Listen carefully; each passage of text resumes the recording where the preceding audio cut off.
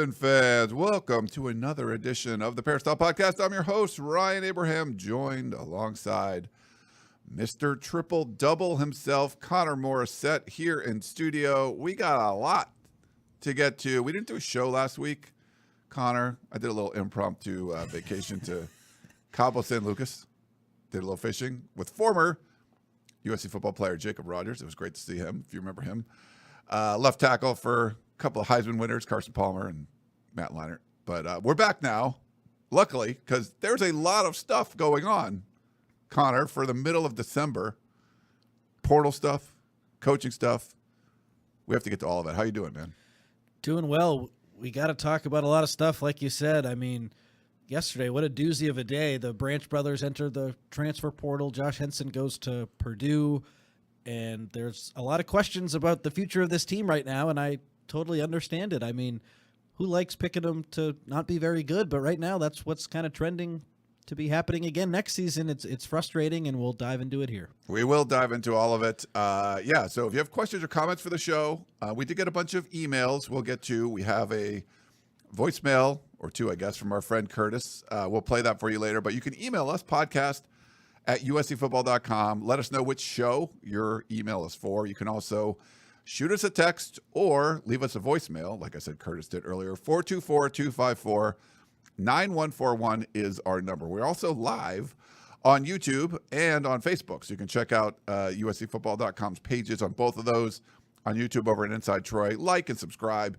It's great. We already have some comments. If you are watching us live on either platform, you can leave a comment there, and I will try to put it up on the screen if it's relevant or funny. If you have a question, just put question on there. I'll start. We'll get back to it later.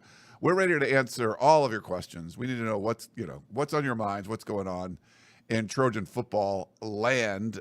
So we'll do all that stuff too. So live on YouTube, live on Facebook, and thank you again wherever you're tuning in. We also are on the Apple podcasting platform. We're on Spotify. Wherever you can get your podcast, you can do that. You can get the Peristyle Podcast there. We do like to get 5-star reviews, Connor. And I've sent a bunch of gift cards out for people that sent in nice reviews. I think we have one new one. Or maybe I don't know if this is a new one. No, I think, okay, I don't think we have any new ones. That was JB. I think JB class, we already did that one. So if you want to leave us a review and if we really like it, we will send you a Trader Joe's gift card, thanks to our friend over at Trader Joe's, John and Brea. So he's been great with that. But I sent a stack of them, Connor, because we got some. John gave us some for my staff, so I sent those out, the ones that aren't local. And then, I think at least one review. And we do them on the Podcast of Champions, too. So it's been great. Trader Joe's have been really generous with some gift cards. So it's nice to share it with all the listeners. Yes, and I got mine, so thank you to John. So nice. I used that with my girlfriend. We made another dinner, so another big win for Trader Joe's and a big win for me. Thank you, John. I really appreciate it. Yeah. All right. Well, there's a lot of stuff we have to get to. And speaking of Trader Joe's, I want to thank them. I picked up, I went into Trader Joe's this week, picked up a bunch of fruit and stuff, which I like. But the chips, those ghost pepper chips are really good. It's like, I like ruffly kind of wavy chips, and they're wavy, so I like the texture of them. But also they're spiced. If you like spice, the ghost pepper chips, they taste really good. And I mixed it with a queso. So they have like a white cheese dip that you can microwave for like 30 seconds and it gets a little warm. And I put those two together. I hadn't tried that before. I did it this week. And it was actually really good. So make sure you go check out your local Trader Joe's. Of course, the Fearless Flyer they put up on the website, traderjoes.com, all the time. But I like to try to find different snacks, Connor, and see what I like. But those chips, I don't know if you had those chips before, but they're really good. No, that might be too much for my palate. Ghost pepper, that sounds scary, but they're good. There's some real spice to it, It's funny, like the level of spice, like it depends what you're doing, but like sometimes you're like, oh, this is hot. And it's like, no, like if you get like, I'm sure like a hot chicken sandwich from McDonald's, like not super hot or whatever, but like there's ghost peppers, like the ghost pepper chips, actually there's some heat to them, I'll try them. Next time I'm over, but I don't know if that's something I'm going to go out of my way to buy. Now, the peanut butter-filled pretzels, that's more my speed. I'm buying those every day of the week.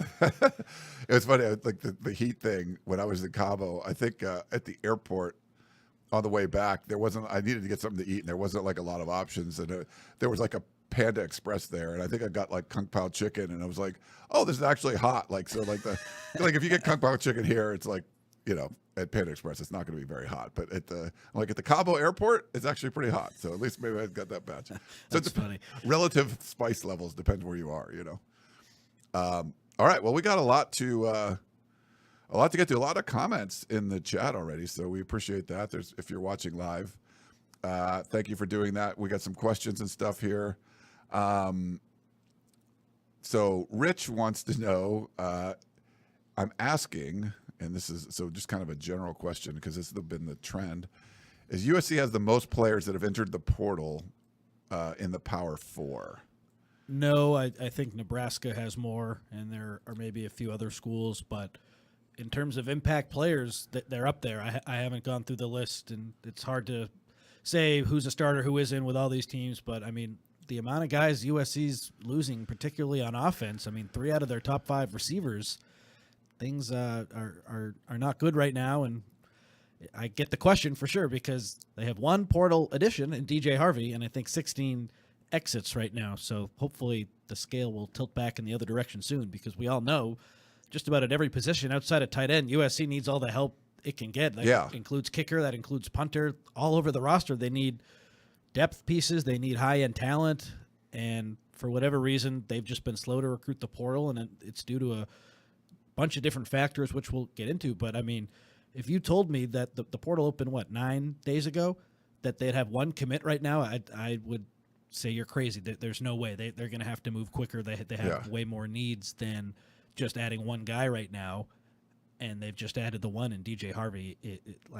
I'm not going to say it's a total fail yet. They have some time, but, they are striking out, and they need so much help, so it's confusing. It's frustrating. Like, after a 6-6 season, you'd think that the approach would be different. They'd be more aggressive. They'd apply a full court press on some of these guys, and we're just seeing target after target commit elsewhere. They're going to get some players. That's a foregone conclusion. But how this has started, it's been an absolute nightmare. Yeah, it's hard to sugarcoat it. It has been a nightmare, and there's 16, I think, scholarship players in the portal. There's we list on 247, there's some walk-ons and stuff there, but Rain21 says SC looks like the brokest blue blood school. Oregon, Colorado, Auburn, Texas A&M, etc. Ole Miss getting everyone. SC got one. Harvey, that's it. And they had one other commitment who decommitted 2 days later. That was a weird one too. Chasen Johnson. Yeah, that was certainly a weird one. I had thought he had signed with USC to make it official because the official Twitter account was posting stuff with him, but I guess that wasn't the case, and he ends up flipping to SMU, it sounds like. So that was an egg on your face moment for USC. And I'm so sick of everyone on our site, Ryan, saying, well, you guys say USC has money. What's going on? You have to start with the guy who makes all of the decisions, the head coach.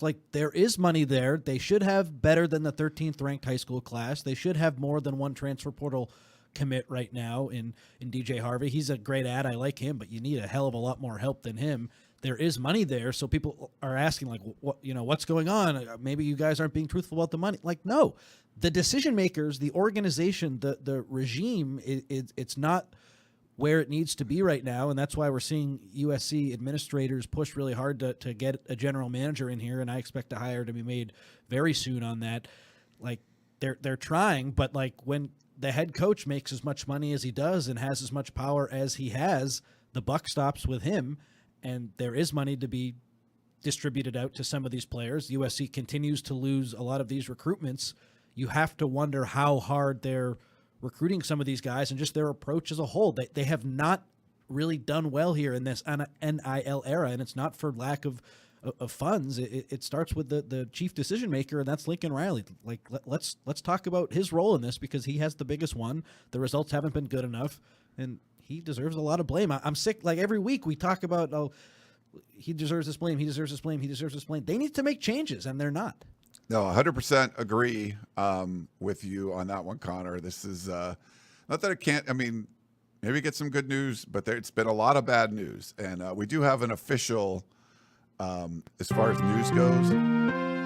We'll get back to the portal in a second, but USC just tweeted out that USC, and we got to get into where Josh Henson going to, we put that out there, going to Purdue to be the offensive coordinator there. But USC to replace, who said he was the offensive coordinator, but essentially the offensive line coach. USC's tight end coach, Zach Hanson. Hanson replacing Henson. It's confusing. Zach Hanson will now take over and be the new offensive line coach. We had posted this last night on the Peristyle. If you're not a member, make sure you get over there and be a member. You would have known about this last night, but USC made it official today. It's an interesting hire, Ryan. It's one that was Hanson doing that like poorly at tight ends coach. Like I feel like you keep him, and maybe it would have been better to bring someone from the outside in. I know he's done well as a recruiter, but this sort of seems like an easy move to me, and I have to wonder, like, what was the search like if they're moving on so quickly? Did USC do their due diligence on this? Maybe he'll do well. I don't want to try to say he's going to fail before he has the opportunity to be the coach of USC's offensive line. He was at Tulsa, but I don't know. It seems like this was kind of quick, and it's important because you got to get some offensive linemen here in from the portal, so I don't want to talk out of both sides of my mouth here. I just wonder, like, what was the search process like? This all happened really quickly. No, I agree. I think we had got some word about different potential candidates for this role, and like I said, so the news that kind of started this was Josh Henson taking the job at Purdue, and for people saying, well, he's going to be the offensive coordinator there. He was the offensive coordinator at USC. Well, that really in name only. So, he was going to now call plays at Purdue. He has a relationship with Barry Odom, who was the former UNLV coach, and got the job at Purdue, who was 111. They were pretty terrible this year. Was it Ryan Walters that was the coach there? They fired their offensive coordinator, who was Graham Harrell. You USC fans familiar with that? The game after they fire Graham Harrell, the defensive coach, very Patriots of him, by the way. This is Bill Belichick. The defensive head coach became the offensive play caller, and I think they lost to Illinois the next week, but it was 50-49. So you had your defensive head coach calling offensive plays. They score 49 points. The rest of the season, it looked like a defensive coach was calling offensive plays. They were awful, but for whatever reason, that one game, they scored a ton of points, could have won at the end, and they didn't. I think they might have tried for a 2-point conversion. But anyway, he's fired. He's out of there. Odom gets the job, has a relationship with Josh Henson, and so he's going there as a play caller. So he'll be the offensive coordinator and really be the offensive coordinator and call plays. So as of now, you need an offensive line coach, still need a linebacker coach. The fact that it happened this quickly, promoted from within, I don't think there could have been much of a search process. This was basically a decision that, like, Lincoln Riley wanted to make. We're going to do a promotion here. There's not, from the time that you knew, a couple of days, you couldn't have interviewed a bunch of people or anything like that. So this, to me, feels like a Lincoln Riley decision. He's leaving. We're going to promote from within. That's what it feels like to me as well, and not really a sexy hire, but I do like what Zach Hanson has done recruiting the tight end position, bringing in Walker Lyons, Walter Matthews, two blue chip guys. So hopefully that can carry over to USC's offensive line recruiting in the future. I talked to someone in Alex Payne's camp, the 4-star offensive tackle signee who was committed to North Carolina, who USC flipped late in the process, and they're still locked in with USC after this move. So they're happy about that.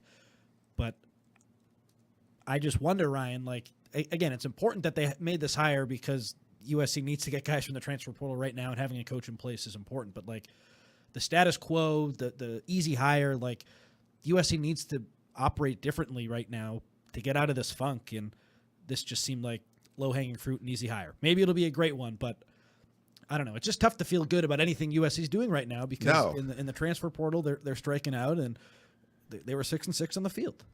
100%.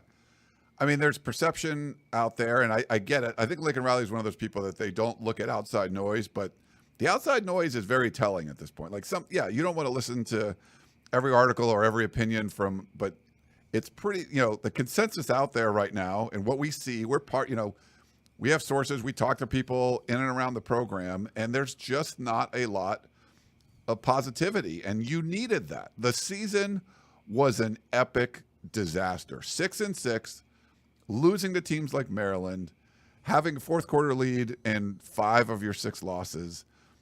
You needed to bounce back from that. Like, that needed to be a wake-up call. Like, hey, we're doing things differently. We've always had a great offense. If you're Lincoln Riley, no matter what the team was doing, the offense was always elite.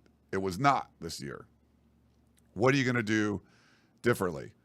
You needed to really crush signing day. And you got a couple big names, but you didn't crush signing day. You got crushed for the most part, missing out on guys that a lot of people, that felt that they could have went to USC. So you get a meh kind of signing day. Like, not terrible, but not what you needed a home run. And, you got like a long single. And I don't know if that's fair. Well, why didn't they do this earlier? It's kind of like Alex Grinch. It's like, if you were going to do this move, if this was the logical successor, USC's offensive line sucked 2 years ago with Caleb Williams. Maybe you get out ahead of it. Yeah. And maybe they recruited well, so it's hard to say, like, Henson being here for another year hurt them recruiting when they finished strong with some tackles. But I don't know. The first half of this year from the offensive line was terrible. If Henson had been the coach before, would it be better?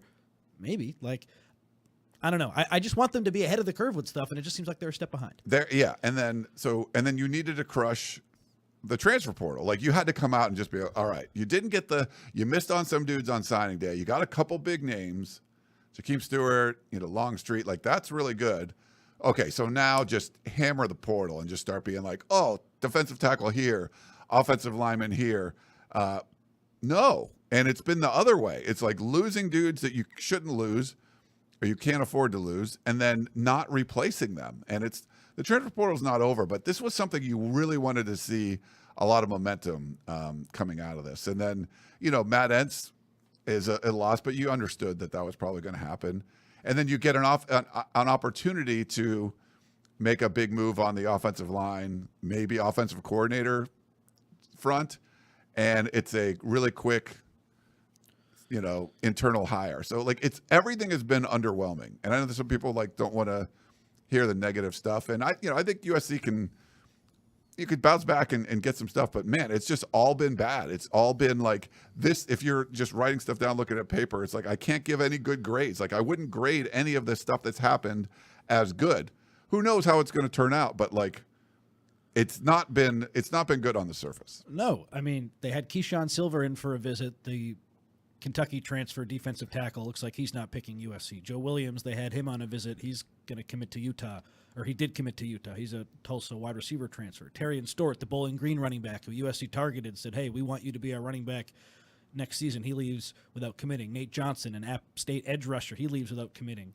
Wendell Moe, he committed to Tennessee. Wayshawn Parker, he eliminated USC. He was a running back. Lee Hunter, this stud UCF defensive tackle, he goes to Texas Tech. Parker Peterson, another stud defensive tackle, goes to Wisconsin. Khalid Tafai, a Washington offensive tackle transfer. He doesn't even include USC in his visit list. Jason Johnson screws over USC and after committing flips out of it. Dakario Davis, not interested in USC. Jaden Mickey, not interested in USC. Eugene Brooks, going to commit to UCLA. Kamori House, North Carolina is on him harder than USC was. Like, they're going to get guys again, but like, the results are those are all people USC prioritized or at least had serious interest in. And could they maybe get one or two? It's still possible, but the guys who did visit, they left without committing, and so far it's just been a nightmare of a transfer portal cycle, bringing in one guy and missing out on all those other players. So that's where the frustrations lie, and I think after a 6-6 season, we'd be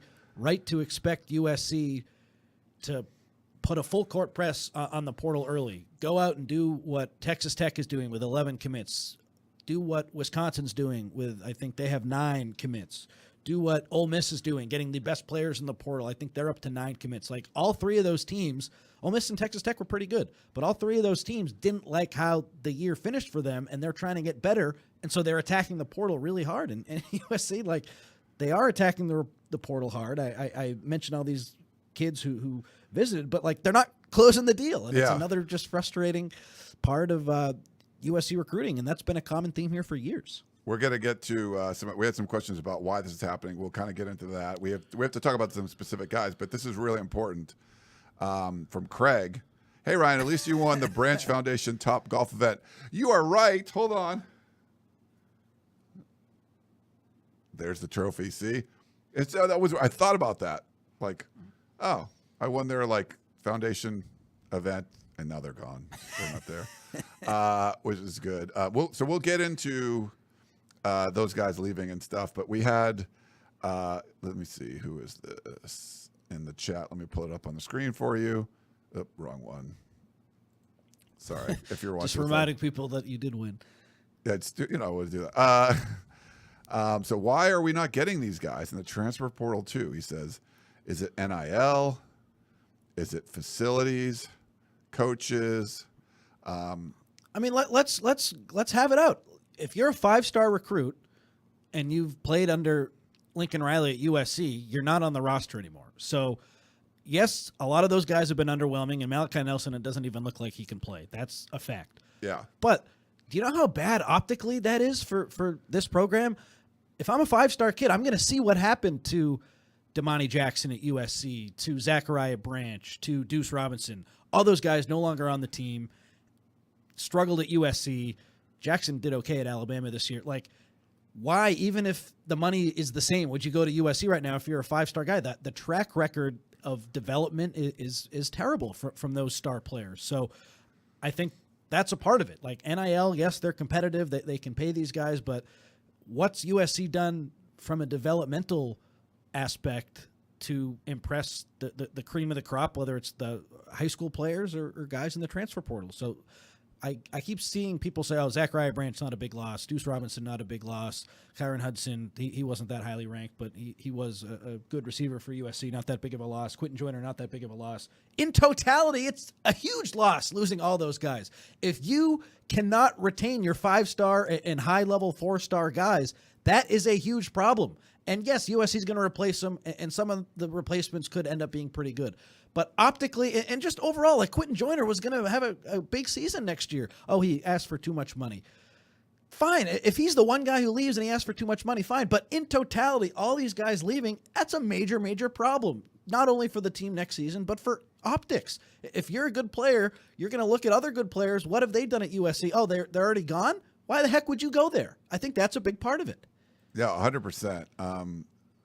Shank02 says, you guys are really helping the cause. Hold on. Yeah, because that's my job, to help the cause. Yes. I'm so sick of people on the Peristyle, too. Your take, it's you need to preach patience and do a better job, or else I'm not going to subscribe. I cover the football team. You want to get mad at me? Get mad at the team for not doing the right stuff. Do you think I like picking them to go 7-5 at the beginning of the season? Do you think I'm happy to cover a team that doesn't play meaningful football at the end of October and in November? No, I want this team to succeed because that makes this job more fun. It's fun to cover a winner, but they're not even close to doing what it takes to win. And so I say that, and people get mad at me. No, get mad at the football team. Yeah, we're not going to blow smoke up your butt. And No. there are reporters or people that cover the team or blog, whatever, that will. We're not going to do that. We're going to tell you what we think. If we think they're going to be great, I was very optimistic when they hired Lincoln Riley, when they won the Heisman Trophy, when they won 11 games. And even after last year, being optimistic after a terrible season, that the changes they made in the offseason with the defensive staff and how it's going to be better. And if the offense just takes a little step back and the defense makes a big leap forward, man, this team can win a lot of games. And you saw that could have been the case, and it wasn't. And then you go 6-6, even worse. So we're going to tell you what we think. And we're seeing you've got 16 losses and 1 gain in the transfer portal right now, when we all felt this needed to be a freaking blitzkrieg of the portal. Hey, season sucked. Signing day kind of meh. You got to crush the portal and not get crushed. And it's the exact opposite. You're down in Vegas. Man, I'm down $5,000. It's okay, I'm going to get it all back here on this. And now all of a sudden you're down $15,000. What the hell happened? It's going in the wrong direction. And, even higher, making a quick offensive line coach hire tells you that they didn't do any kind of search. I don't like the way things are working right now. So we're not going to lie to you and say, yeah, this just be patient because all these bad decisions will eventually turn out right. Like, no, we're seeing bad decisions being made, and we're telling you, it doesn't look like these are really good decisions. I would have been much more aggressive in the portal coming out. I would have kept someone like Quentin Joyner, overpaid for him just because you need that kind of stuff. The perception of what's going on, it just feels like from the outside that the coaching staff is like, we are what's important and players come and go and it doesn't matter. Like that's the feeling I get, which I feel is wrong.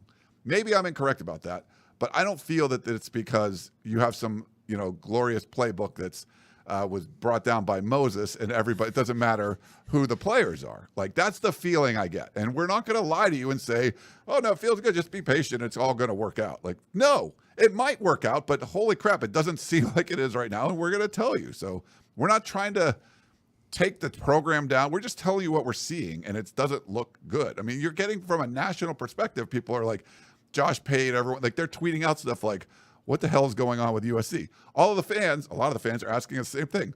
What's going on with USC? I had a Hall of Famer call me this morning. What the hell's going wrong with USC?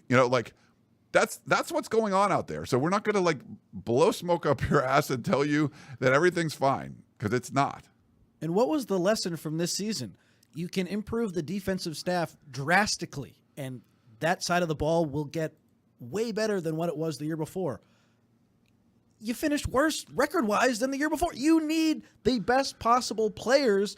That's the most important thing. The coaching staff is great, and that certainly helps. And looking at teams in the college football playoff, there's a lot of really good coaches, and it's not just a sure thing that, okay, the best players are on all of these teams, and they're in the playoff, and that's why it's a mix. But USC needed better players desperately, and that was a big part of why they went 6-6 this season. So in the transfer portal, are there a bunch of guys who are NFL prospects who USC can just add? No. But the problem is, they've lost so many guys, they just need to bring in bodies, period. And to only have one guy right now is maddening. And Jakeem Stewart coming in is great, but losing Madden Framo on signing day and that whole Josiah Sharma fiasco, it's one step forward with this regime and two steps back, and it's been like that since the Pac-12 title game where they lost to Utah. It's just been a comedy of errors, and I don't know, today, Lincoln Riley doesn't really do an offensive line coaching search and brings in a guy on the staff. I think we got to hold his feet to the fire a little bit.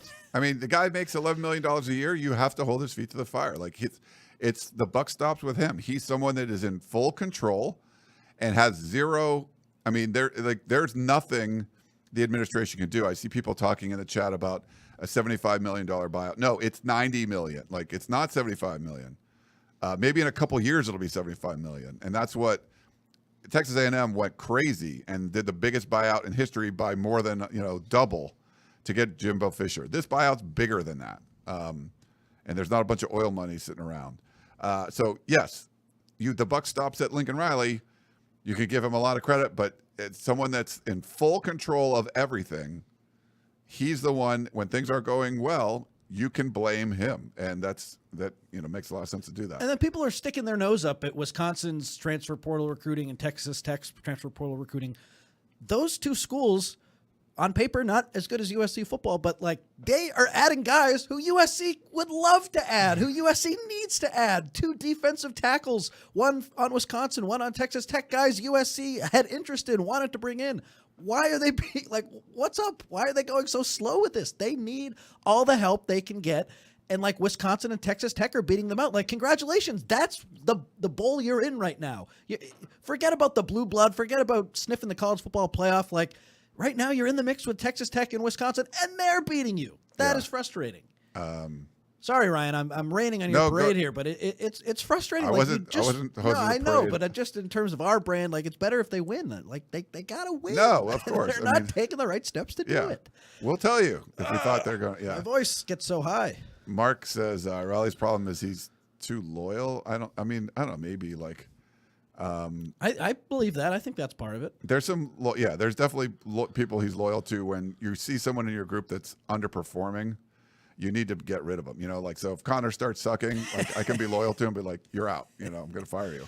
But yes, there's a lot of stuff. Well, let's get into the real specific stuff because the big news yesterday, and the one that's going to get more national attention. I got radio people doing their shows just because the Branch brothers, and like Connor had mentioned before, Zachariah Branch was a 5-star recruit. Lincoln Riley in 2022 and 2023 signed 4 5-stars, Zachariah Branch being one of them. All 4 of them are gone. We had already mentioned Duce Robinson. So you have Zachariah Branch.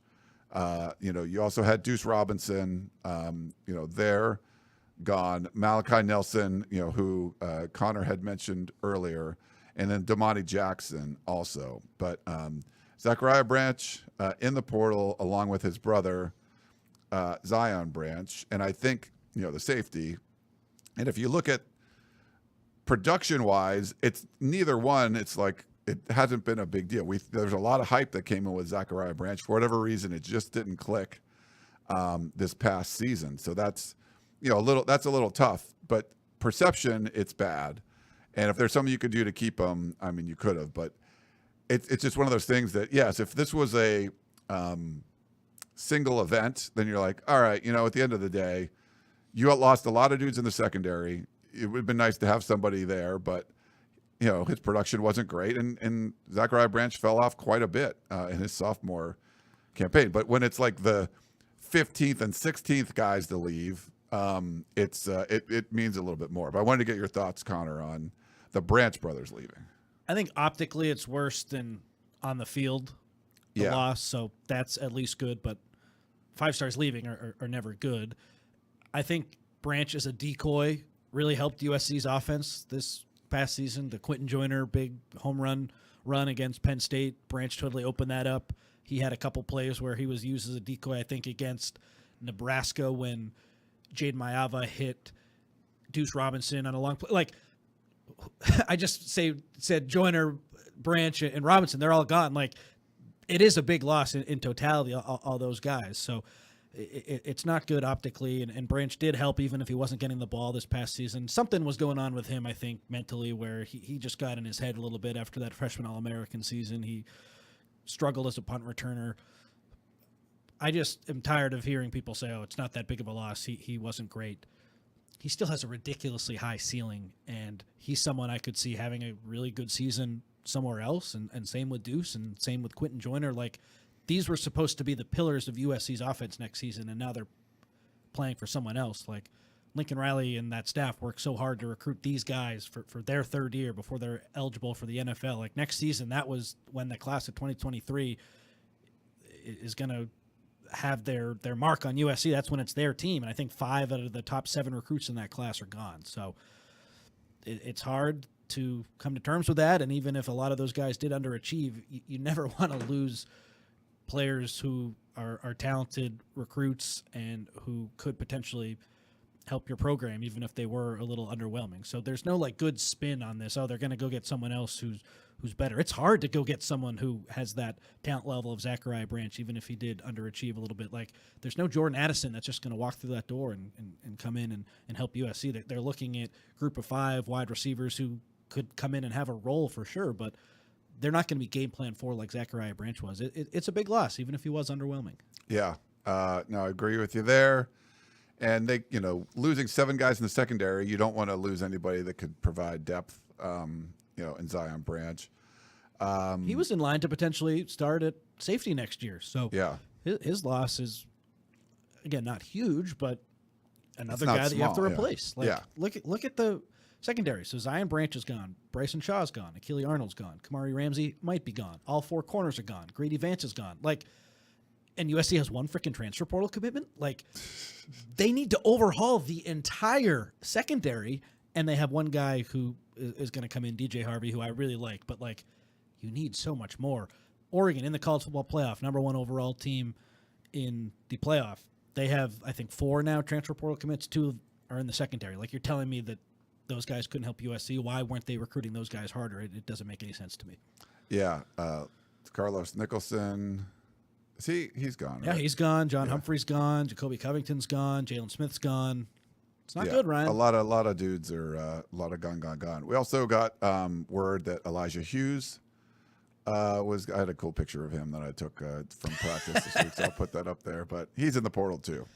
Not a huge loss with him. If USC does land one of these defensive tackles, I'll believe it when I see it. But if they do, then he'll be replaced by that. Like, they need a starting level defensive tackle to go along with Devin Tompkins. So David Blay was here. He might still be here, but he was on his official yesterday. He's from Louisiana Tech. He's someone who I would be really happy if USC signed him. I think they need 2 interior defensive linemen and then 2 edge rushers. That would make me happy. And I think Hughes, sort of the writing was on the wall with him. He didn't play at all early in the year and then got more snaps later, a little bit undersized. And Alex Grinch recruit, I don't blame him for leaving it all. But, hey, another body that they're going to have to replace. So we'll see. Rajon Davis went in there. I don't know if we've talked about him going, but just someone that you just felt like, okay, he's always like next in line. Like maybe he'd be the next good linebacker, and just never panned out. The staff thought he was too small, and they told him that. So that's why he entered the portal. He wanted to stay, but they said, you're not in our plans. I hope he goes to Fresno State with Matt Entz. I know Fresno State offered him. That would be a fun little comeback story. He has 1 year of eligibility remaining. I'd give Matt Entz a real hard look if I was him, and nothing's guaranteed, but if you could go and play linebacker at a high level, maybe earn a starting job for Matt Entz's defense and have a good season. We all know in the NFL, like, things are trending small and fast, and Rajon Davis fits that profile. He has a long way to go. He needs to play a lot. He's never played consistently, but Fresno State would make a lot of sense if he could earn some playing time there, and then maybe that'll open some doors for him. So we'll see. Yeah. All right.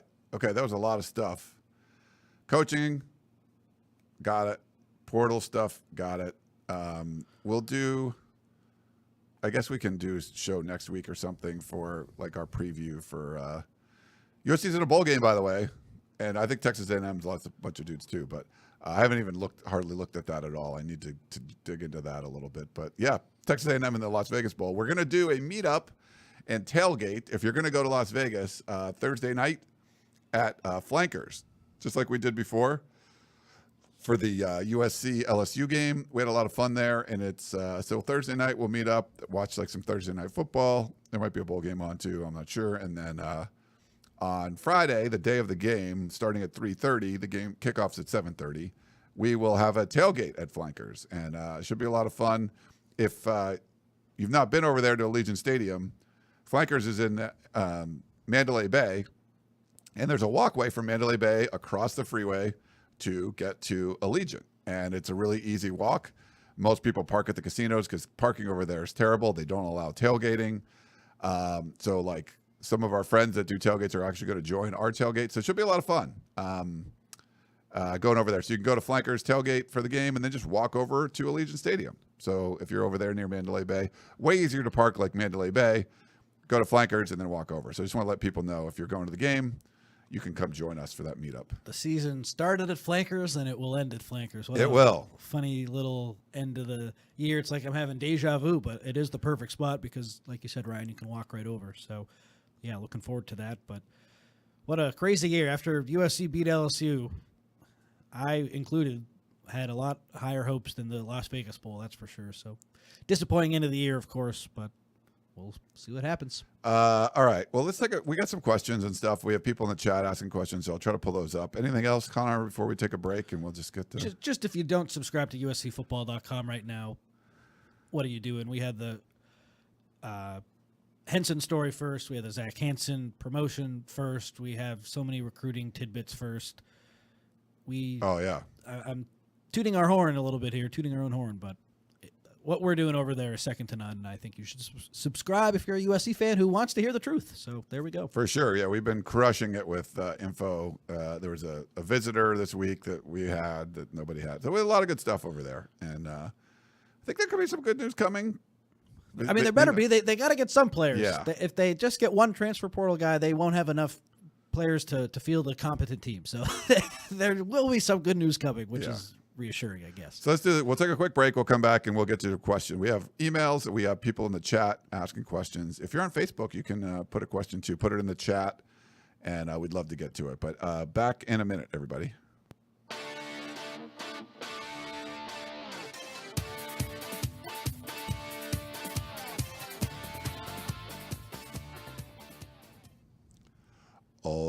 righty, we're back here on the Peristyle Podcast.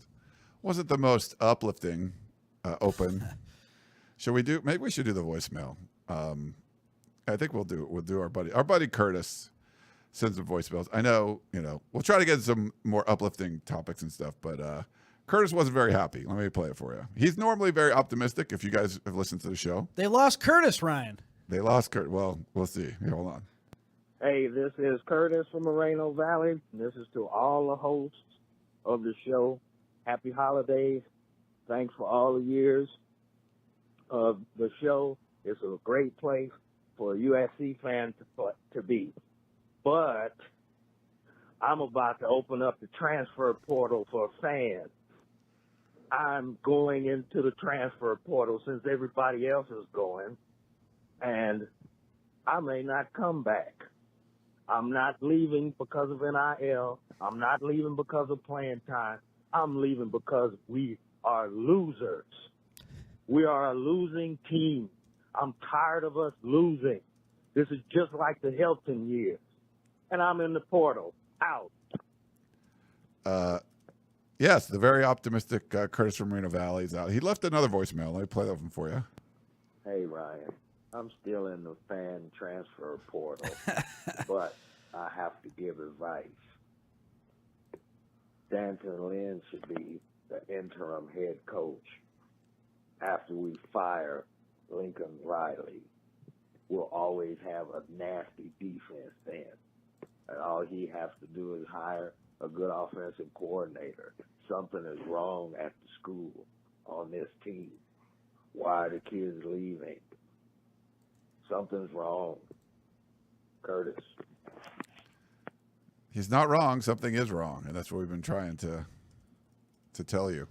USC might have a running back coming in, so nice. We'll see. If you, again, subscribe to our site, you would have heard it first, so go check be it out. on the lookout for that. We might get some good news today. Yeah, Yay, maybe while back. we're recording. One of the comments, SoCal Weddings, question, why don't you guys just call for Lincoln Riley's firing? It seems like you're willing to do everything else. Because of the buyout. We've been over Yeah. this a million times. It's not happening, so why would we waste our breath on it? He's owed $90 million if he got fired today. It's a moot point. It's not happening. So we don't say that. Say instead of hiring Lincoln Riley, they hired like Matt Campbell, okay, which was more like, seemed like a more realistic.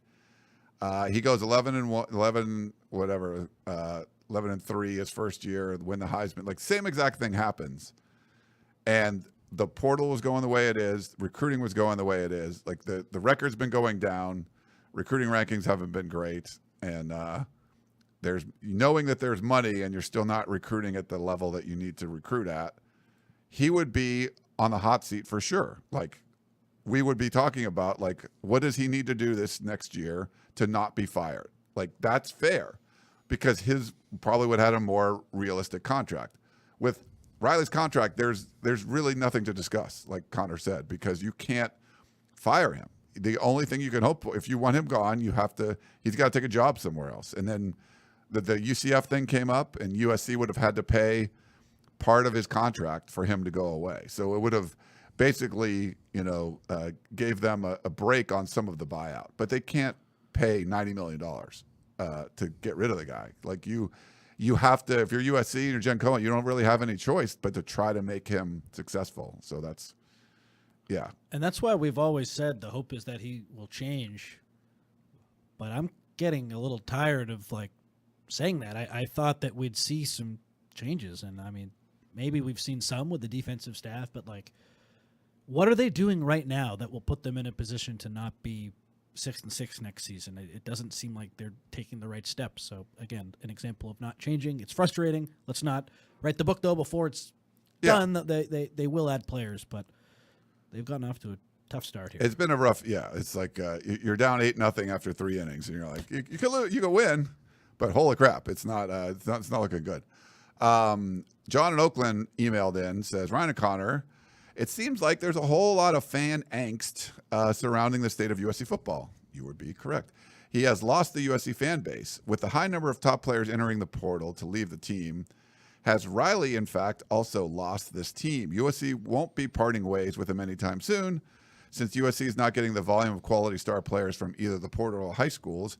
How does he turn around a football program that is clearly descending into mediocrity? Lastly, why is athletic director Jen Cohen so silent and missing in action these days when it comes to the disastrous state of the USC football program? John in Oakland.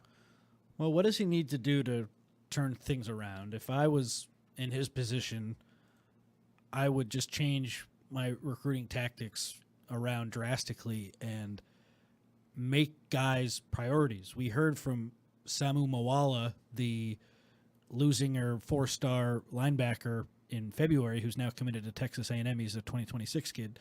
I had a conversation with him. He said, Lincoln Riley told me I'm going to be a priority. He's going to do everything in his power to make sure that I come to USC. A few months go by, he commits to Texas A&M. Like, it's time for the actions to match the words. And that's where I would start, like full court press, recruit. It's hard to do exactly what Oregon does financially, so I'm not saying be Oregon, but like that staff, they're also really good recruiters in addition to having that money piece. So I would change that around and prioritize recruiting even more so than they have done. I think it starts there because they just need the best players that they can possibly get. And, I mean, from an X's and O's perspective, I'd probably run the ball a little bit more based on what happened this season. We'll see who the running back is. I think they're going to get a running back commitment today, so that's good. But, I mean, I start with recruiting more aggressively and just really prioritizing that and changing the setup, working with a general manager who's going to come in here and just change that strategy because I think that's lacked. And then I like what they did on defense, and I'd run the ball more. Is that a good answer? You have anything to add? Ryan? No, I think that's a good answer. But I think it starts with no. I mean, sometimes you need to know what you don't know, and it's hard for people that are just like, this is the way we do things. And I feel like Lincoln Riley is one of those guys that's like, here's what we do. And he has a lot of people around him that just agree with him. And I don't think there's a lot of people around him pushing back saying, hey, you need to do this differently. Here's the reason why we don't recruit. Here's why Alabama has more California kids committed than USC. Like, that should never happen. Like, stuff like that is low-hanging fruit. But if we can see it, there's other people can see it too. So I think some of it is just the willingness to, we always felt we should do things this way, but it's not working. So we're going to pivot and make some changes. And I don't know if that's in his personality to do that, and how much losing has to happen that you're like, we're going to do this differently. And the last part about Jen Cohen, now she does put out like those State of Troy things and stuff. But her hands are, like we said, her hands are kind of tied as far as like making changes. Like, I think she was involved in the defensive staff getting rehired and everything, or the new hires from last year. But the one thing you could do as an AD is you could fire a coach, and she can't do that. So you basically just have to try to make your existing coach better when you don't have a choice. There's no way you can get rid of them. So it's kind of put them, the administration in a bad spot because there's really nothing they can do to Riley because he holds all the cards. Like, he has a great contract for him. And I, don't know all the details of the contract, but I get it. When you were trying to hire a blue blood, it's hardly ever done. Like, one blue blood going to another. So if you're Mike Bone and you're trying to get him to sign this contract, it's probably going to have to be a lot of concessions, but it sounds like there was a lot of concessions. So, but now if you stink, and he's been stinking the last couple of years, there's not a lot of things that USC can really do. So that it puts the administration in a tough spot.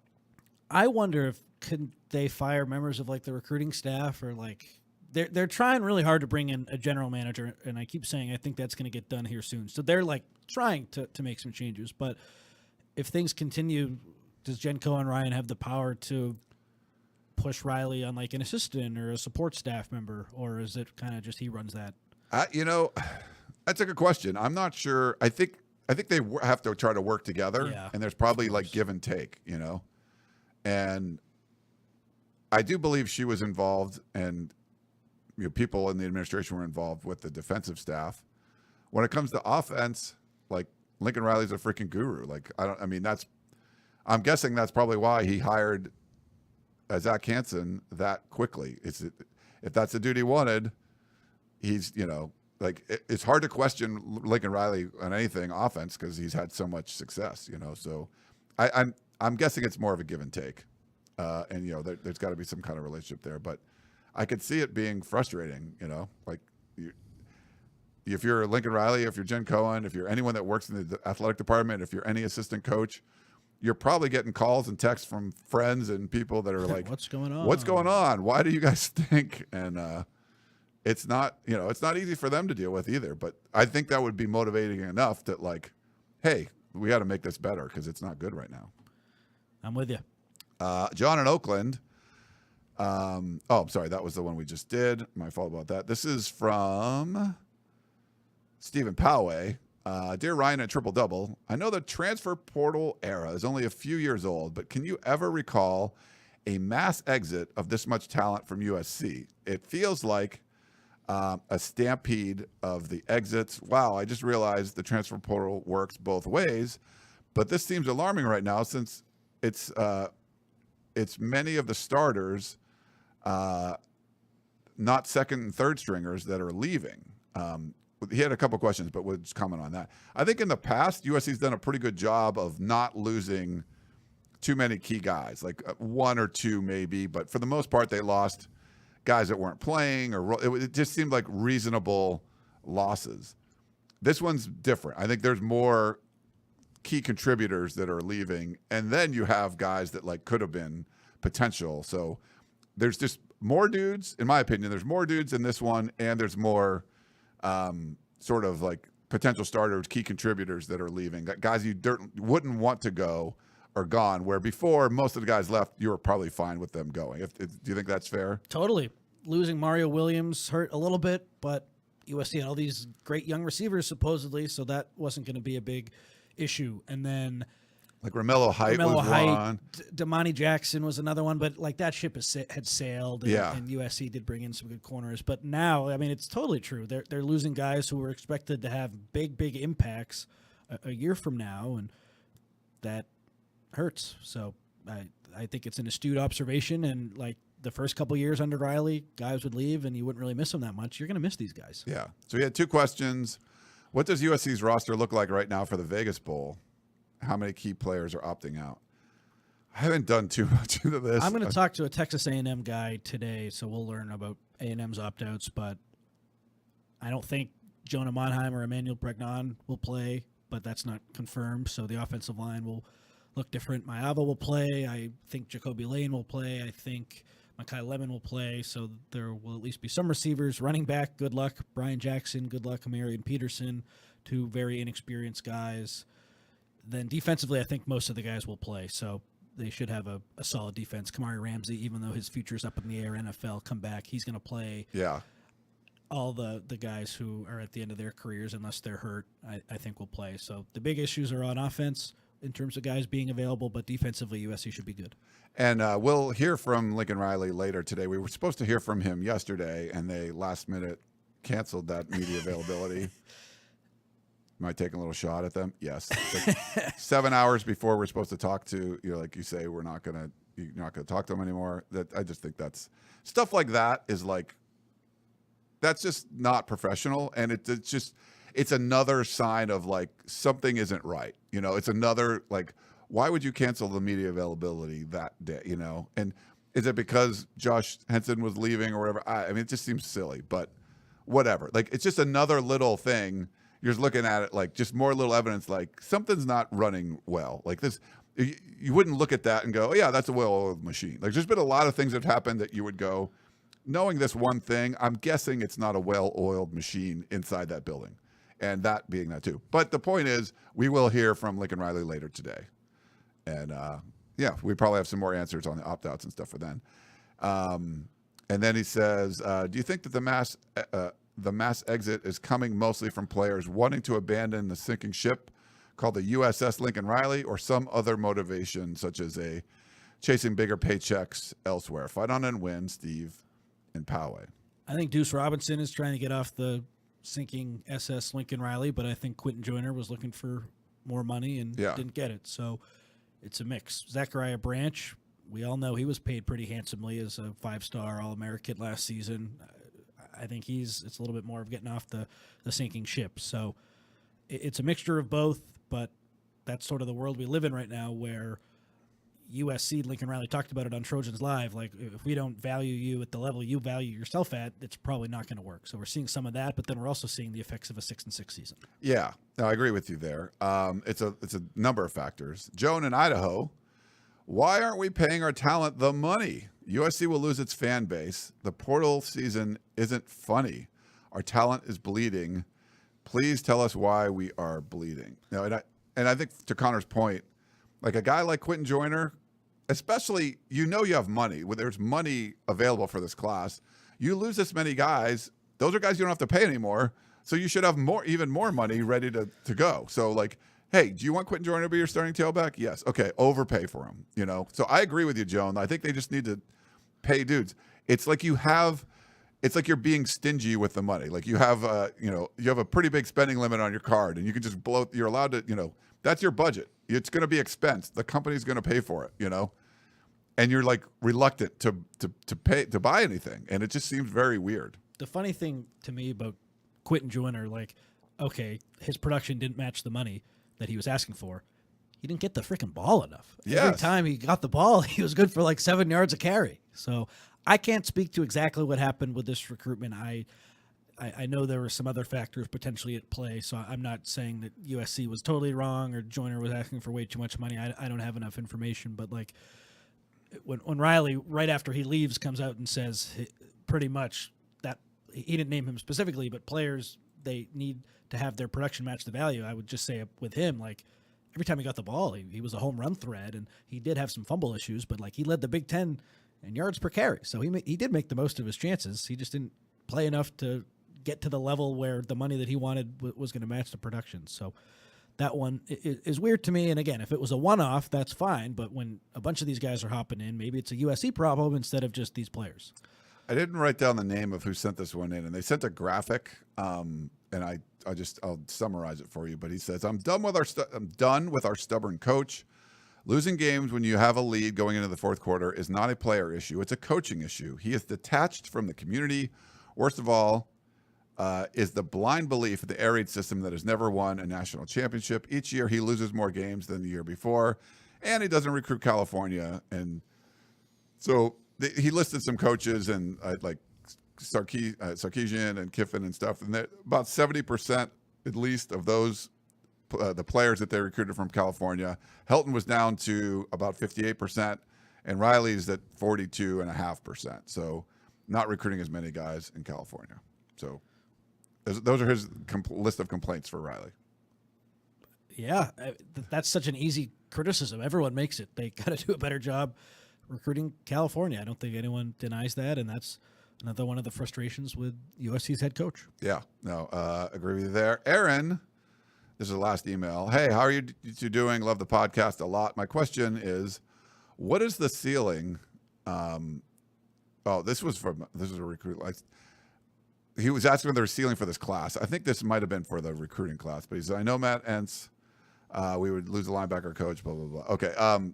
But maybe we can change it. Thanks, Aaron. Sorry, I've had this one from before, but is there a ceiling to this portal class? Like, we're at the bottom. Like, there's nowhere to go but up, right? As far as this class. But do you feel like there is a high ceiling? If USC goes on a run, they can still get a bunch of guys?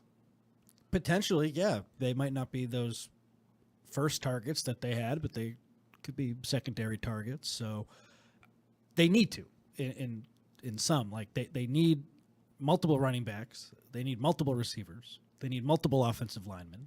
They need multiple defensive linemen. They need multiple linebackers, and they need more than multiple players in the defensive backfield. So I don't know what that will look like in terms of star rating, but like they're going to bring in experienced guys at all those positions. They need to.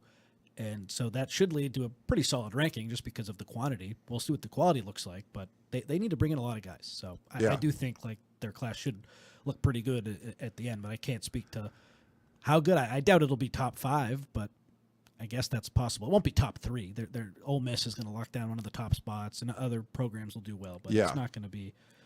USC needed to be where like Ole Miss is now, like in contention early. Come out of the gate swinging, not one dude. I got some questions in the chat. Supermax, you need to tell Lincoln Riley to his face instead of on your podcast. Well, our podcast is for all of you, and trust us, staff members, people in the administration, they listen also, so they hear the criticism stuff we make. We're not here to be fans and yell at Lincoln Riley and say you suck at this or blah blah blah. That's not our jobs.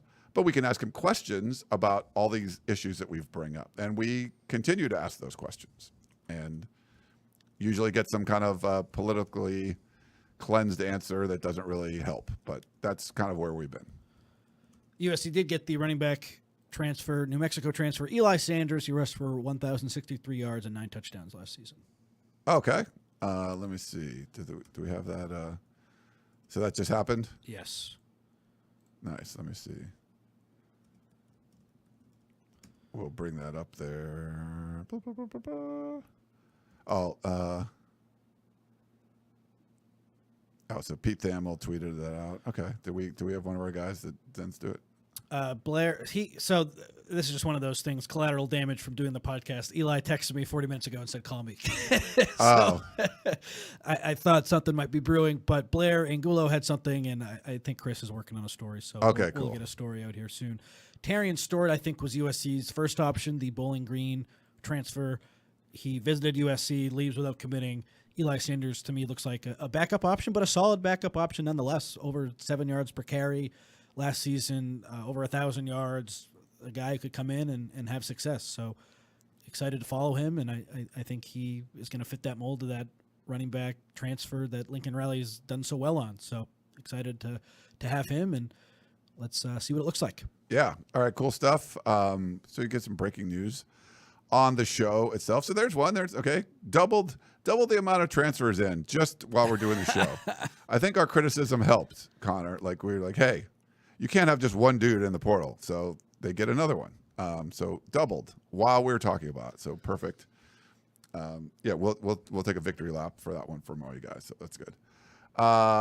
Let's see. Let's go to the next one. This one is from Matt from the chat in YouTube. Curious what next steps you would take if you were in charge. Would a GM fix a lot of the personnel issues and allow Lincoln Riley to focus back on the team? I think that's 100%. And I think they're trying to desperately to hire somebody.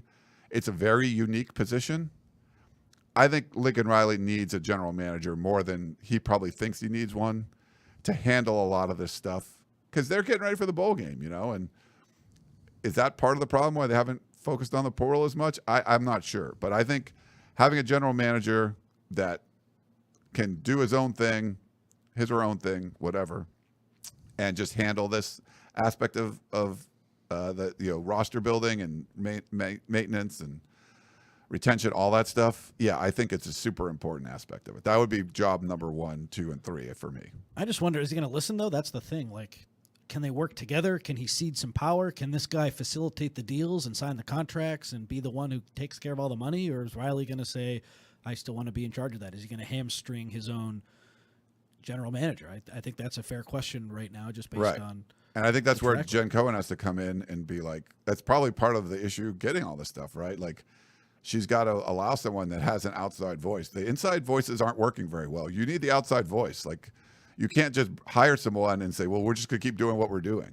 And that's what USC did athletic director-wise for years. Like, they kept hiring inexperienced, former football players as ADs, so they would just come in and follow the playbook that USC already had, where you needed an outside voice to come in and rip up the playbook and say, this isn't working, we're going to do it differently. So yes, if USC hires someone that doesn't have their own voice, I think that's going to be a major, major problem. So yes, it's a very important hire. So you gotta do that. Okay, let's see. We got Roger.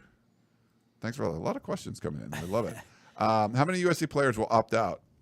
I mean, guys like Monheim. So we kind of brought this up a little bit already, right? Yeah.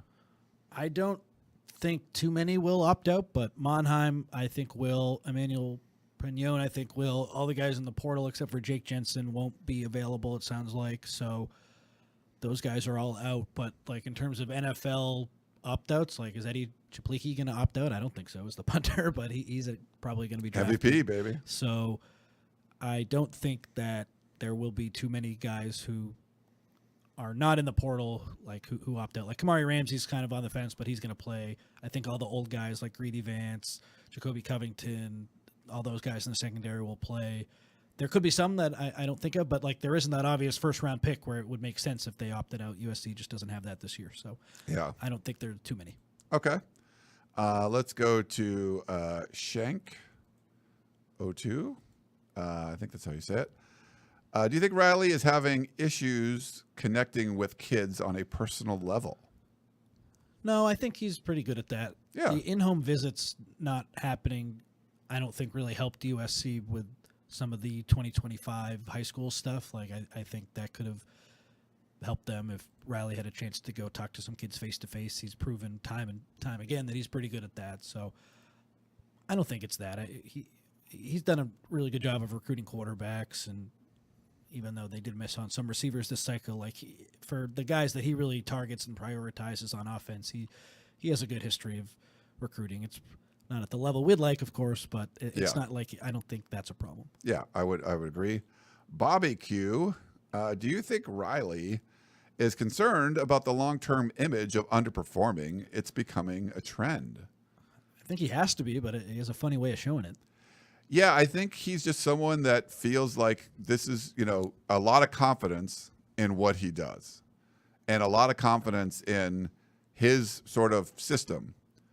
And people like that, like if you have a bad year or two, like you can look at it as like external factors, not what you did. So my guess is he's not super concerned about that. I mean, you want to win games, but even when we talked to him this year, I mean, he was very like, it was like, hey, we lost the game, but we did all this. Like, and it seems like sometimes his priority is, hey, we're going to get a whole bunch of yards against the Notre Dame. We got 162 more yards than Notre Dame gave up all year, but you lost the game, like, so where is your focus? And my guess is he's still hitting enough of his internal goals of what he wants to accomplish that he's not worried as much about the losses as fans are, where he's looking at it. Sometimes it feels like he has different metrics to like gauge himself on some point. So I'm guessing he's got a lot of confidence. He's not super worried about that right now, but the outside world certainly is. Yeah, I think he's worried about it. Even if they are hitting the metrics, I think that's just something to try to appease fans who are frustrated. He's competitive. I don't think he's happy with 6-6, right? No, I don't think he can be happy with the record, but I think but he would look at it in ways that's like, yeah, but this happened. Like, I don't think he's looking at 6-6 going, man, I screwed up. I think he looks at it as like, man, there was unlucky this, there could have been that. Like, we did a lot of what we needed to do. Like, he'd say that in press conference, like 99.5% of the things went well. It's like, well, that's not true. But he had said that after multiple games, I believe. So my guess is he's looking, even when you lose, he's looking at it like, I really wouldn't change much. It's just, there was like some bad luck there. Do you get the feeling? You know what I mean by that? Does that make sense? I guess that it's just frustrating. No, it's frustrating because from the outside, we're like, no, like you could say, oh, you flip 5 plays, then 5 more games. But you could flip other plays and you would have lost those games too, so some of the ones you won. So yeah, that's my guess from hearing him speak after losses. It wasn't like we sucked, we got to be better. It was like, oh, we did all these things right, and it just didn't. We just fell short. And to me, that's not someone that's saying I'm screwed. Like if I go to the golf course and I'm like putting balls in the wall, in the trees, and I was like, man, if that slice drive just hit the tree and bounced back in the fairway, I'd have been fine. No, the problem is I sliced the damn ball. And I feel like if my attitude was I need to not slice it, then you're going to try to get better. I feel like Riley's like, I just got a bad bounce off the tree. It bounced right instead of left. And you know what that's kind of what I'm getting at. Yeah, no, just sick of the excuses. You got to get the results. So yes, I hear you. But that's if I love to play amateur like psychologist, and listening to him speak, I'm not getting the thing that's like, yeah, man, I got to fix all this stuff. Like it's more like, yeah, man, just shit didn't go our way today. Like it was, but we did the right things. That's the feeling I get. So that's why I would say I don't know if he's concerned about his image because I don't think he thinks he's doing a bad job. Again, that's me and my amateur psychology degree there, which I don't have. Trojan fan, do you think someone is paying our kids to leave? I mean, knowing that they can go somewhere else, can you see another school paying these players to hit the portal? It's gotten that bad? It's not a conspiracy that like someone's trying. Like you don't. If it's World War II and there's like a battleship out there that's got 2 torpedoes in it and it's sinking, I don't need to go like attack it. Like just let it sink. Like it's gonna, I'm gonna go worry about this destroyer over here. USC, the analogy would be like it's a sinking freaking ship right now. People aren't it's not like Oregon or something like paying guys to go into the portal. Guys are getting paid to go to schools, and it's up to the school where the player's at to offer them something competitive they think's fair market value. If the player, their family, their agent doesn't feel it's fair and they think they can go somewhere else and make more money, then they go into the portal. No one's paying USC players to go to the portal. Like this is not some conspiracy thing that's going on. But I get the question based on what the heck's going on here when you're just getting hit over the head with a 4x4. Like USC, these guys are leaving every day. Like I get the question, even though it's crazy. Like that's kind of what it seems like because it's going so poorly. So that's not happening, but I understand why that would be asked. Andrew, we do not encourage all caps, but I will put your question up anyway. He says, since Pete Carroll is on site for teaching a class in the spring, could you see him being the GM? No. Doubtful. I don't think Lincoln Riley really particularly wants to work with Pete Carroll. Like that's, you don't want some legend or like, no. Well, maybe. I mean, I would. No, I mean, I'm not saying it's like a good or bad idea. I don't think it's a really good idea. He's like 73 years old and, obviously a lot of success and everything. It's a very unique position. Now, maybe being an NFL head coach, it would put in, and a college head coach and success at both levels, maybe their skill set would translate. I would let someone that's more of an expert in this, but from what the people I've talked to about trying to hire a GM and what you're seeing like Bill Belichick do at North Carolina, there's going to be more of an NFL feel. You need some of that NFL-ish stuff to do that. And also the high school evaluation. So I don't know, maybe it wouldn't be a bad choice, but I would bet anything that Lincoln Riley does not want that. So I doubt that would be happening. This GM hire is going to be fascinating. And I had someone text me like, we're knee deep in the interview process right now. They want to hire someone ideally before the bowl game. So that would be big news. Obviously, I would have a tough time seeing it before the bowl game just because everything's happening so fast and the holidays are coming up. But like USC is dead set on getting this done. And people have been like, oh, well, you guys have said that before. You've said that before. All I've ever said is that they approached Courtney Morgan in the offseason, approached him during the season. He said no both times. So then they had to open up their search, cast a wider net. They're doing that now, and they're going to bring in a hire here pretty soon. Yeah. We'll see who that is. Sergio had a question. He says, what can Riley do to win back the fan base next season? Is it just having a decent season? Winning cures all, yes. And like, for as bad as it gets, like they do have a chance to be 9-3.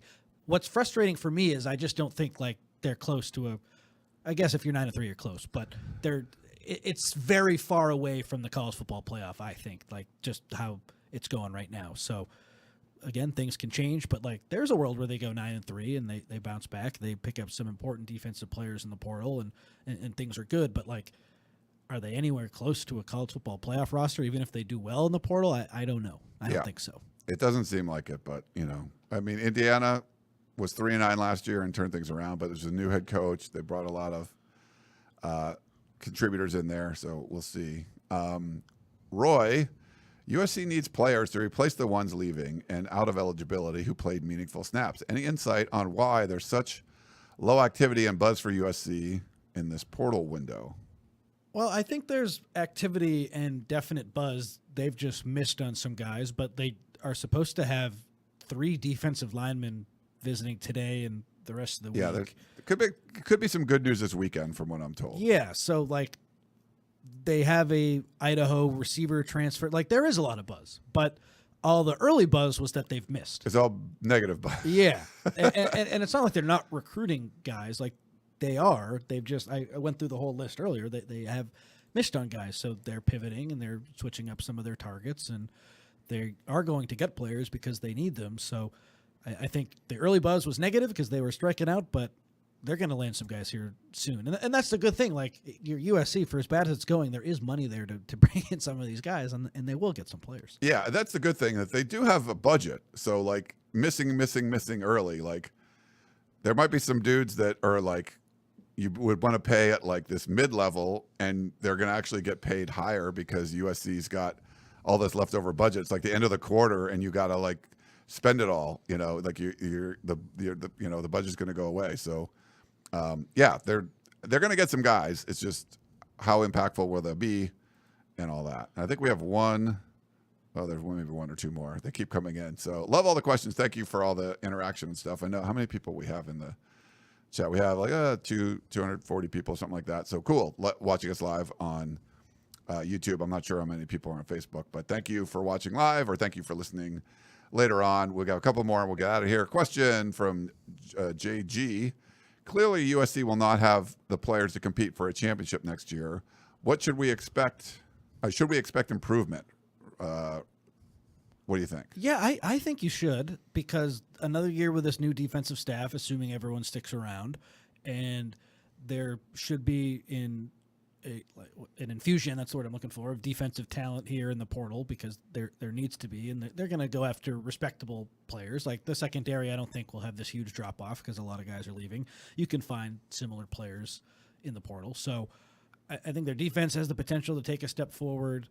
Offensively, I like the receiver room, especially if they add a couple depth pieces. Like I like Lane coming back. I like Lemon coming back. I like Jade Mayava, a quarterback, if he can limit some of the turnovers. This Eli Sanders running back, we'll see if he sticks. Like there's a lot of stuff that needs to go right, but at the end of the day, USC went 6-6, and they were in every game in the fourth quarter outside of the Notre Dame one. And even that one, they were very close to. I forget. Were they within a touchdown in the fourth quarter? They must have been, right? For which one? The Notre Dame. So they had a lead in the fourth quarter in every game outside of Notre Dame. They were within 7 points against Notre Dame. Like they were in all these games. Yes. So even though it looks different, like I think just the record variance, it could go from like 6-6 to an 8-4 just if you pull out a couple more plays. So I do think we have a chance to have some improvement. If you're a USC fan, you can think that. I just think they're far away from competing at the level everyone really wants them to, and in year 4, that's disappointing. 100% disappointing. I think we got one more, and we'll probably let everybody go here. Andrew C. He followed up with a non-all caps question, so we're going to answer it. Why hasn't Riley embraced the Southern California high school coaches and put a fence around SoCal?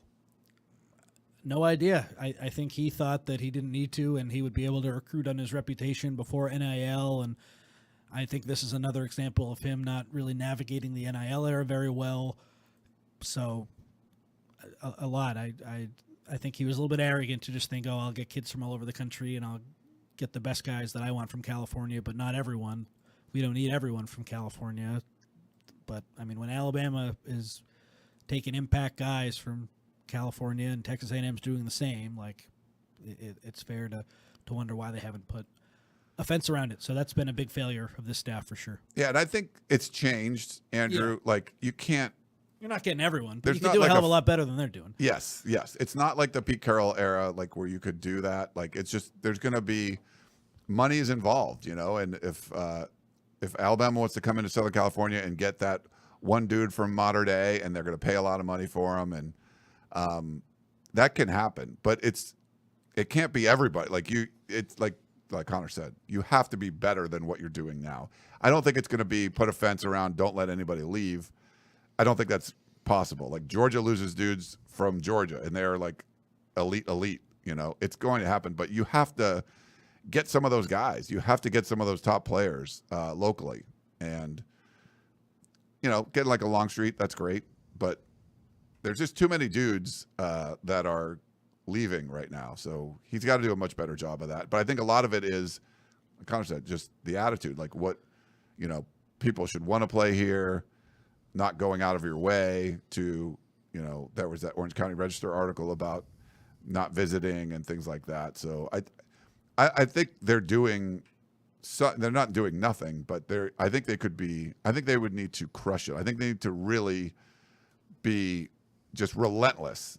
Like Dan Lanning, his staff at Oregon, I think they're relentless recruiters. And I don't think you can say the same thing for Lincoln Riley. There's more focus on playbooks than this kind of just being out there and recruiting the hell out of everybody. And I think that's part of the problem too. I don't think they've adapted well to just this, new era of college football. And I think that's pretty clear. I mean, the first year USC has all this success, and they took a bunch of transfers because NIL wasn't in play, and they were very attractive. And then since then, they've gotten worse, and they haven't been as attractive, and teams are just paying more. So I just overall, like you would hope that your young head coach would be ahead of the curve, and instead it seems like people are catching up to his offense, and for whatever reason, they haven't recruited at the level they should. Josh Pate made a great point on his show. Like, Ryan, 10 years ago, if you were told as the USCFootball.com lead person, in 10 years,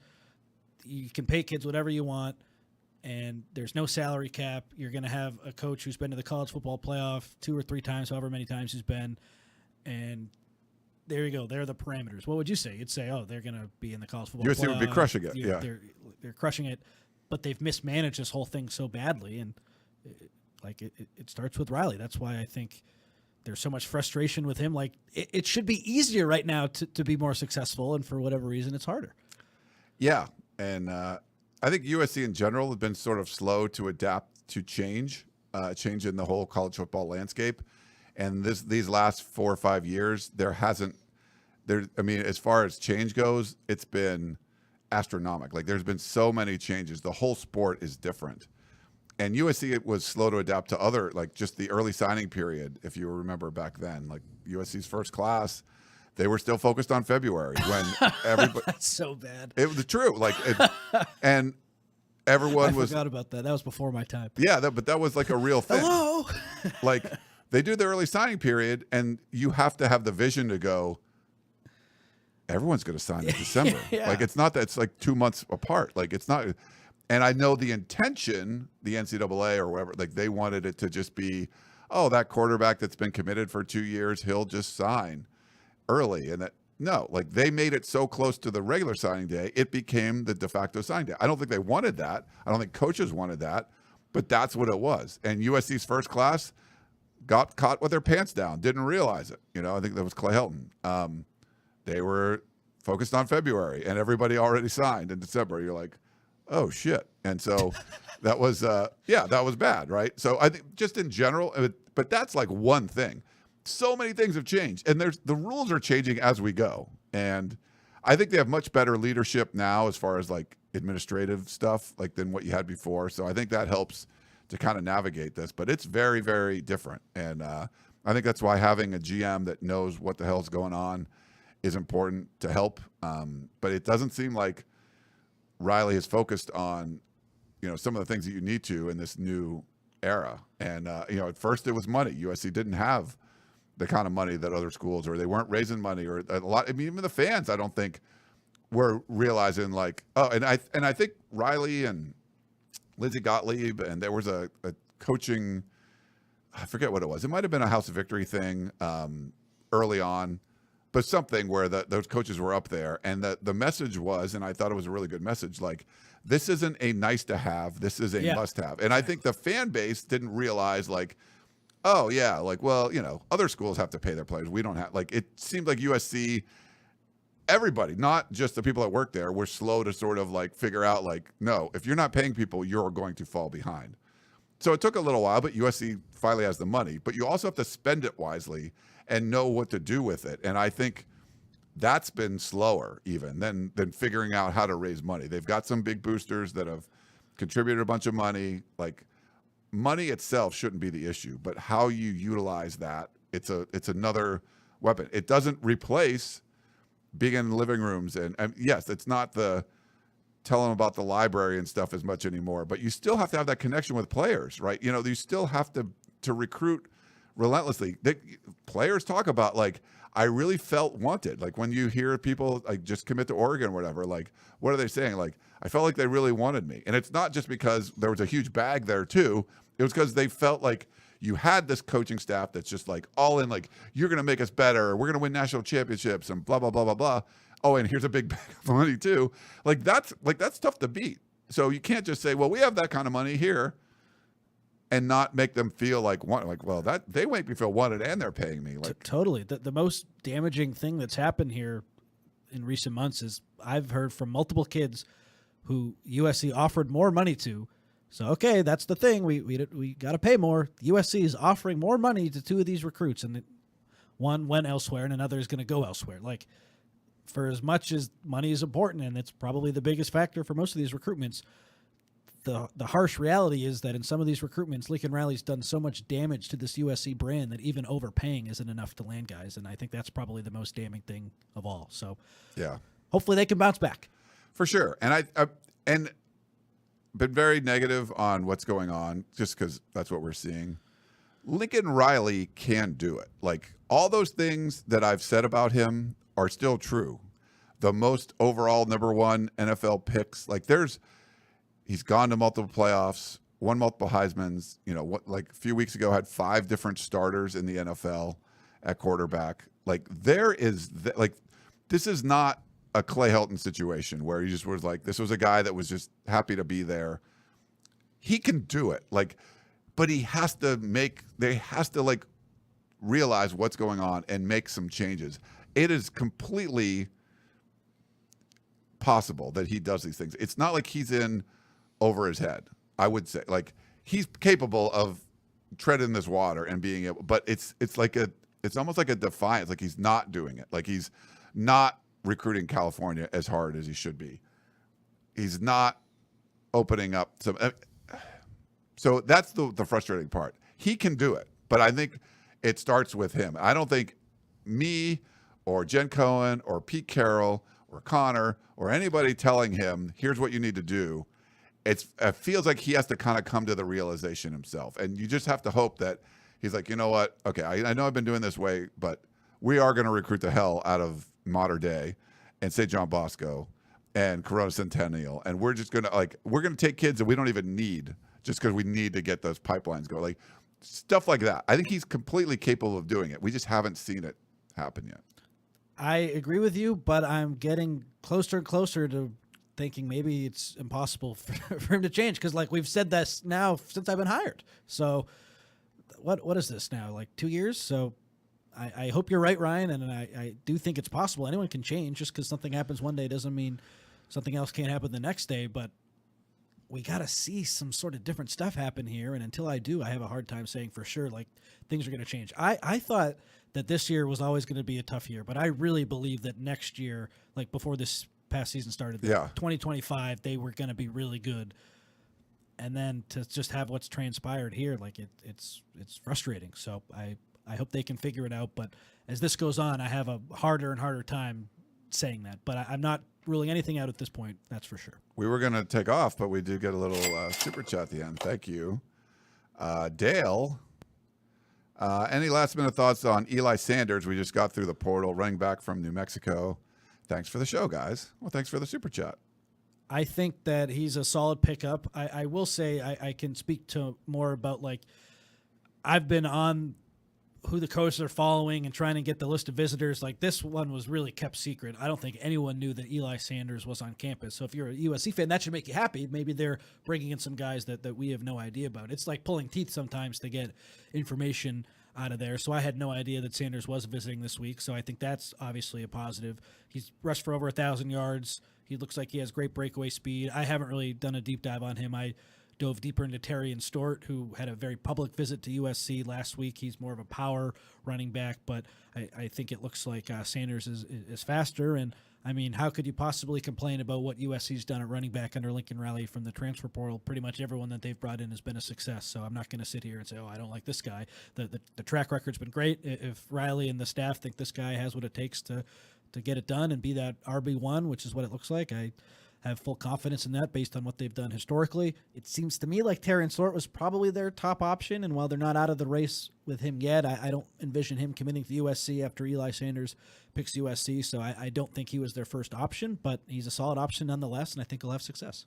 All right, well, that's going to wrap things up here at the Peristyle Podcast. I know there's a lot to get to. I know it wasn't always positive. We're just trying to tell you our opinions on what's going on. Got some good news happened during the podcast. Hopefully, we'll see this weekend. Maybe get some momentum going. And but we just wanted to see some early momentum from the portal, and it was just the opposite. So it's not impossible. But next time we'll do a show, we'll give a little more preview of what USC's bowl game, and we'll know more about which players are going to be available and all of that, because Connor will be down at practice later today, hearing from Lincoln Riley and Danton Lynn and various players. But I hope you guys all enjoyed it. It's going to wrap it up. Connor, great stuff as always. Maybe next week we'll have some more good news, some portal good news, and see what goes on from there. But for Connor Morrissette, I am Ryan Abraham. Hope you all enjoyed the show, and we will talk to you next time.